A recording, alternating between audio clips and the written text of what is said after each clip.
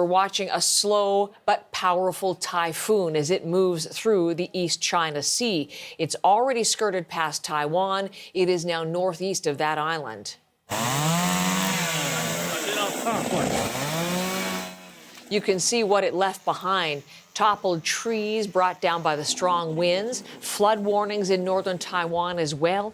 The island has shut down schools and businesses for the day, including financial markets. Subway services reduced, dozens of flights canceled, and that's really just part of the major impact. This is a storm that has already caused significant damage on Japan's southern islands, and it could be returning to the same spot. So let's bring in Peter Armstrong, who's in London, and from there tracking what is a bit of an erratic path for this storm. Peter.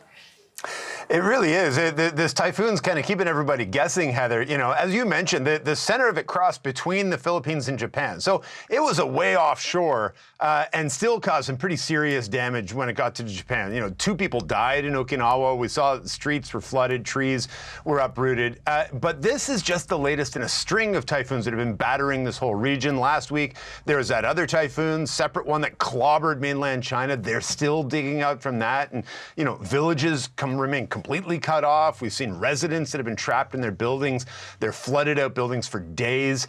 Now, this typhoon, the one that you're referencing off the top, that's still active and still technically headed towards China, was headed for another direct hit. But now I came in this morning to read that officials in Japan have said the forecast has changed. In fact, they now say that the typhoon is weakening as it gets closer to land, and then it's just going to stop and kind of sit there. And tomorrow, it may well do like a U-turn.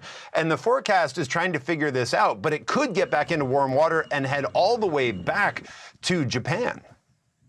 So this is part of what's shaping up to be a pretty bad typhoon season for the region. Let's talk about these storms and how powerful they are getting, Peter. You know, it's interesting to watch this, and it's not just this weird direction change, though that's particularly weird. You mentioned it right off the top. It's the speed. This is a really slow storm. So as it hits these areas, it takes a really long time to pass through, and that, of course, adds to the damage. It adds to the potential lethality of a storm like this. My colleague Sasha Petrusik spoke with Brett Gilley from UBC about just kind of how powerful these cyclones have become. Take a listen to this.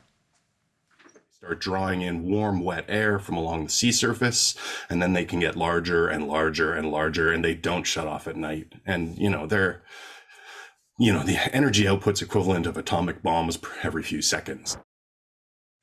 And Heather, there's a lot of interest there, not just because we're trying to figure out how this will play out in this region and on these countries that are dealing with now, but we're also headed into the North American hurricane season. And as this show has been reporting, the waters off the coast of Florida are unusually extremely hot this year, which could fuel those storms closer to home. So there's a lot of moving parts and a lot to watch for here.